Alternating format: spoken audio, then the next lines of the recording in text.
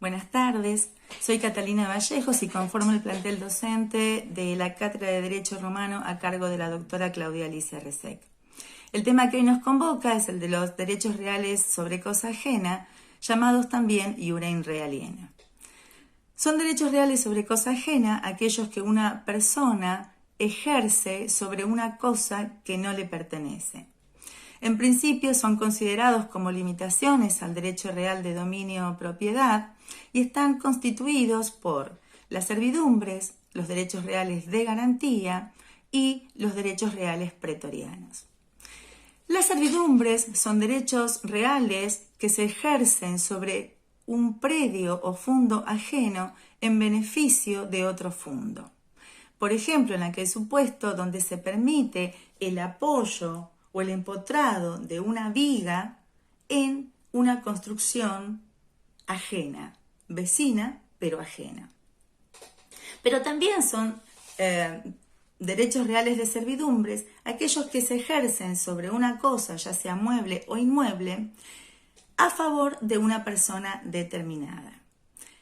Por ejemplo, cuando Tulio, en su carácter de propietario de una cosa, tiene la facultad de ceder el uso y el disfrute, es decir, la percepción de los frutos de la cosa que le pertenece, a favor de Octavio, que está, determinado como la persona que puede ejercer en forma exclusiva ese derecho real sobre cosa ajena.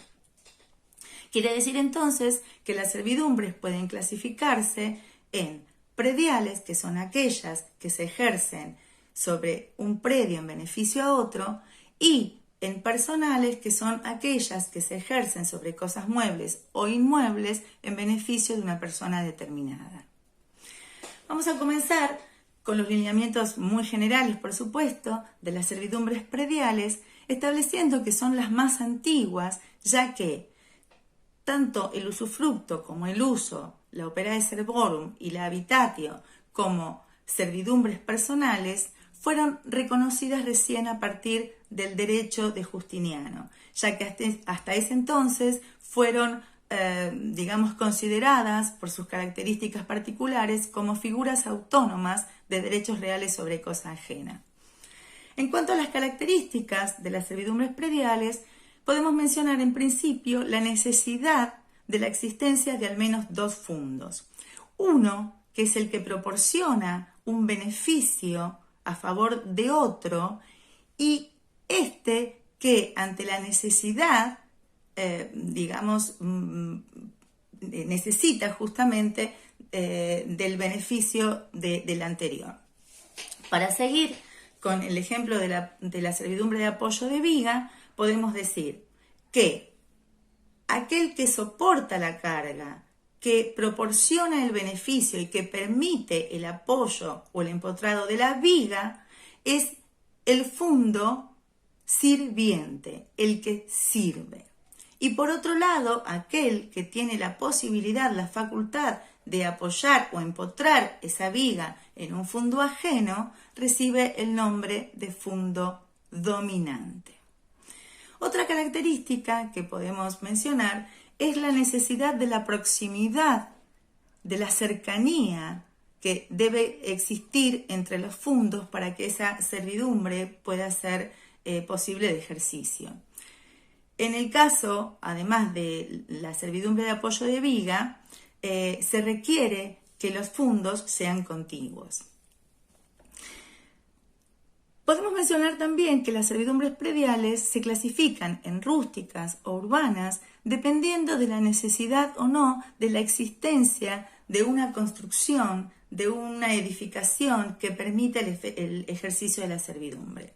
Por ejemplo, en la servidumbre de apoyo de viga es necesaria la existencia de una construcción, de una edificación, para que el fundo vecino pueda apoyar o empotrar. En este caso hablamos de servidumbres urbanas, pero existen otras en las que no es necesario la existencia de esa construcción, a las que denominaremos servidumbres prediales rústicas. Y podemos dar el caso, el supuesto de las servidumbres de paso, donde lo único que se requiere es un fundo que permita el tránsito, ¿sí?, ya sea a pie, a caballo o en litera, por el mismo.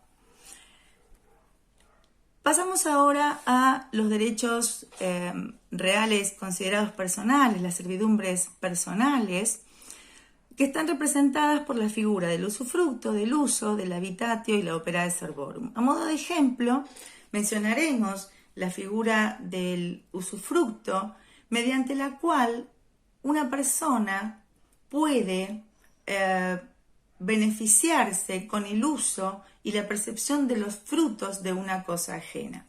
Dimos el ejemplo aquel donde Julio, en su calidad de propietario, tiene la facultad de ceder el uso y el disfrute de una cosa que está bajo su propiedad a favor de Octavio.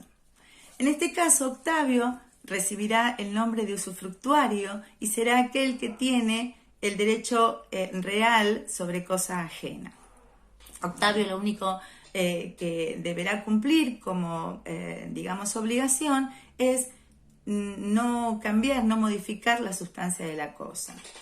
Ustedes pueden, por supuesto, seguir con profundizando los temas, estableciendo las diferencias entre cada una de estas figuras que están dadas, por ejemplo, que en el uso solamente se permite la posibilidad de disponer de la cosa y no de percibir los frutos, que el habitatio está constituida sobre un bien inmueble y que la opera de servorum consiste en valerse del trabajo de un esclavo o un animal ajeno.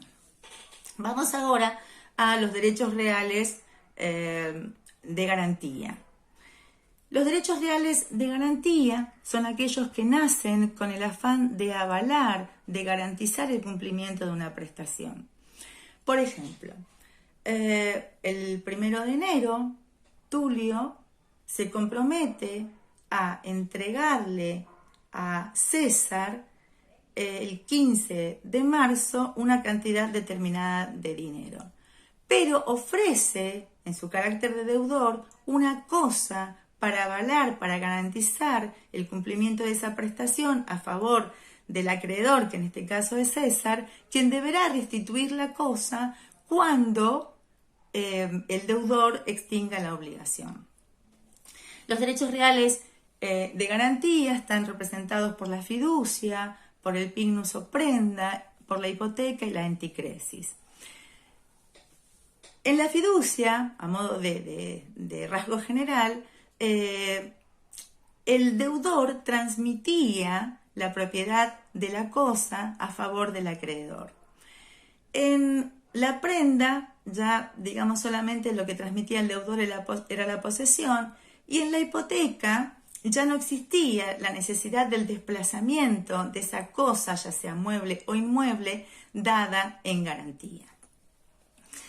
Por último, nos encontramos con los derechos reales pretorianos, que están representados por la superficie y por la enfiteusis, y a modo, de lineamiento general, vamos a establecer que la enfiteusis tiene su origen en la necesidad de procurar la agricultura, de promover la agricultura, y entonces consiste en un derecho que tenía el Estado de otorgar tierras públicas a favor de particulares para que estos, las cultiven, se sirvan de esos beneficios a cambio del pago de un canon anual.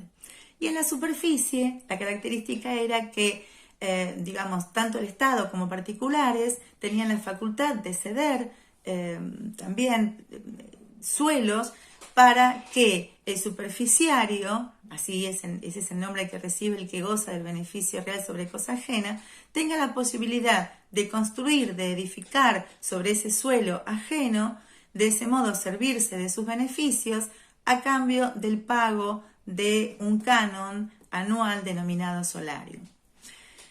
Para concluir, me parece, útil que tengamos en cuenta que el titular del derecho real sobre cosa ajena en las servidumbres prediales es el fundo dominante.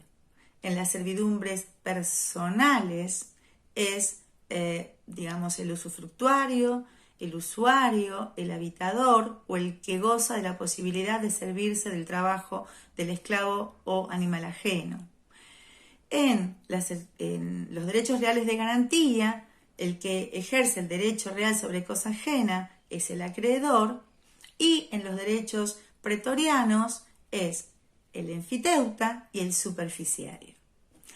Bueno, esperando haber sido útil, me despido, les dejo un saludo y hasta la próxima. Gracias.